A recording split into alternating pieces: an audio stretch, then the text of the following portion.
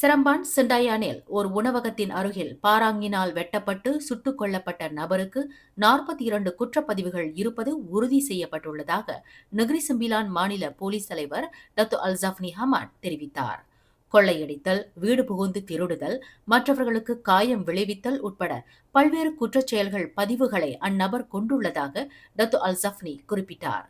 நேற்றிரவு 11 மணியளவில் நிகழ்ந்த இந்த சம்பவத்தில் 33 வயதுடைய கொல்லப்பட்ட நபர் தனது குடும்ப உறுப்பினர்களுடன் சிண்டாயானில் உள்ள ஒரு உணவகத்திற்கு உணவருந்த வந்துள்ளார்.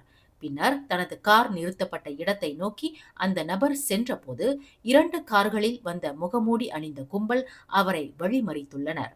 அந்த கும்பலிடம் இருந்து தப்பிப்பதற்கு அந்த நபர் சாலை வழியாக ஓடுவதற்கு முயற்சி செய்தபோது துப்பாக்கியையும் பாராங்கையும் ஆயுதமாக கொண்ட அந்த கும்பல் அந்நபரை பாராங்கினால் வெட்டியதுடன் துப்பாக்கியால் சுட்டனர் என்று பூர்வாங்க விசாரணையில் தெரியவந்துள்ளது என்று இன்று பிற்பகலில் வெளியிட்ட ஓர் அறிக்கையில் டத்து அல்சப்னி தெரிவித்தார்.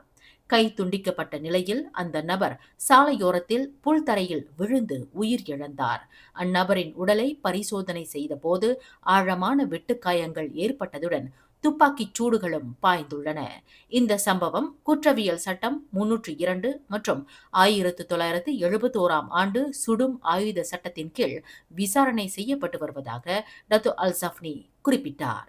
மேலும் செய்திகளை தெரிந்து கொள்ள கீழே இருக்கும் பெல் பட்டனை அழுத்துங்கள்.